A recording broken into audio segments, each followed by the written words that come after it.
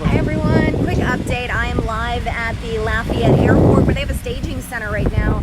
A bunch of, let's see, a ton of buses here.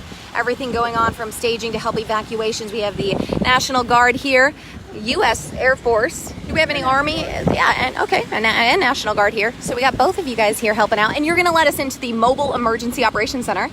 All right, so what do we have in here? This is one of the regional assets we have for the Air National Guard. This is the management vehicle. Inside we have your need, and we've got satellite internet, we've got telephones, we've got the ability to lift up any other units that we might be working with. Cool. And you said this was here, or this center itself was used for Harvey. Wow. And were you working that center? This man was. Wow. That's got to have been nuts. So for you guys to be sent back out here, what is that like for you guys to be sent here after Harvey? Are you guys, is it something that everyone should be worried about, taking these seriously, or? Yes, anytime there's a storm it should be, but I can't say that it's going to be as bad as they say or not as bad as they say. We just don't know. Yeah. Just got to be prepared, right? Get prepared and listen to your local agencies, whatever the local police agency things you do. They tell you evacuate, please do. Because if you don't, then it puts our lives in danger having to rescue you. Yeah. So if they say evacuate, Please do it. Yes. Now let's check out this operations center you have going on here.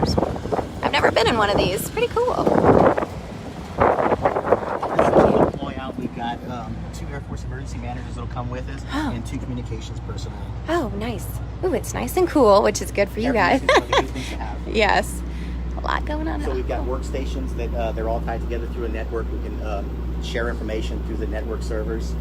We've got a camera mast outside that we can see good situational awareness of when things are happening out there. We can also stream the video feed for their want to show it back at another EOC or at the stadium. Their center. And he's checking updates. Yes. What are you looking at in the skies right now? Is this what we have going on? Our satellite radar? Yes. Radar center. It's pretty cool. Yeah, we were looking at that storm earlier and how the storm system itself had really just not been very organized over the last few days. I'm a meteorologist too. Okay. So I've been tracking the system and it's just kind of spread out all over the place. I know they this morning thought maybe it could be a hurricane, then it got back to a tropical storm again. So we've really just not seen the formation that comes with a big hurricane, but the threat of the heavy rains is kind of what's freaking everyone out. They're still calling for 20 inches of rain in some places. Yeah. We were watching it too. We were really worried whenever they were talking it could, get into mid-level category 1 and started turning the upper level wind shear, dry air there. It's like, okay, that's good. Yeah, dry air's good. The shear's pushing off the squall line out to the south, so. Yeah. And for everyone at home, this is what we're talking about. We have the system here, rotation. You can kind of see that big circle happening. Well, just yesterday, we saw just a semicircle. A lot of dry air was moving in from the north, heading down toward the storm system itself, and it wasn't helping in the circulation. Now, we're actually starting to see a pretty good circulation, but it doesn't have enough time over the water here to actually become a hurricane at this point. And that's what the National Hurricane Center is also starting to say as they took back that hurricane potential warning there. They still have a hurricane warning on the coastline for all the heavy rain and the winds and all that would come with hurricane force winds. But at this point, they're still saying, hey, it's just probably going to be a tropical storm as it make landfall. My goodness, look at my hair from the winds. I'm just noticing this all. It's a mess out there. The winds are really starting to pick up now, right? Oh, I see you guys got all your LSU stuff going on. Is that you? This whole setup belongs to these folks right here. Down there. So when do you think go time is? When can we expect to start really? Well, they're saying it's supposed to make landfall tomorrow morning around 9 o'clock. And then it's going to be coming up, and it's like the ice probably going to pass over Lafayette tomorrow afternoon around lunchtime. So it's going to be a busy day tomorrow. Yeah. So you guys stay camped out in here, or do you guys got a hotel, or how does that work?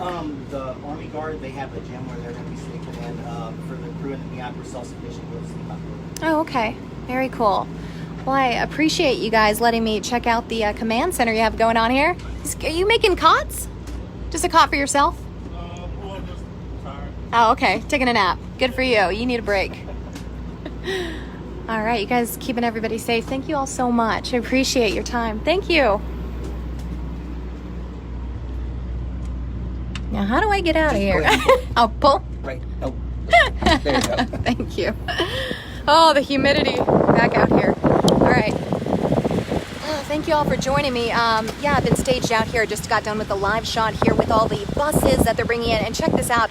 They just keep bringing more and more charter buses. Like, you have no idea how much we've seen today. And once they come in, they fuel them up, and I've been seeing them shipped in and out of here to different big cities. So we've been looking at small cities, big cities, areas where they expect to be seeing some of the bigger evacuations, and all the buses coming in here getting fueled up and really expected to be transported out when they need to help people out in cases of evacuation. So I was at a sandbag location today, and a guy said, you know, I wasn't even going to prepare for the storm system until I saw that by the airport. And I was like, wow, I think this is bigger than I thought it was. And that just goes to show how much of an influence it is when you have either media attention on something, or you have things like National Guard coming in and real, you know, meteorologists actually checking on what's going on and keeping people up to date, because it really is so important to be up to date with these hurricanes. They change in an instant all the time. I mean, just this morning, again, we saw it as a hurricane. They drove it back and said, nah, just kidding. It's a tropical storm. So yeah, we're seeing the changes with the system all the time. The winds start to pick up like they are now, and people, you know, think it's going to strengthen again. So it's really one of those things you just have to keep your eye on the system and see what's going on, and everything changes by minute. So again, keeping you all posted on what's going on here in Lafayette, getting the pronunciation correct like the locals. We are at the airport here. See out there, got the windsock blowing pretty hard. Clouds start, ooh, pretty rainbow, if anyone can see that. Right there. It's gorgeous. So thank you all so much for joining my Facebook Live again today, and I'll keep you posted. Thanks.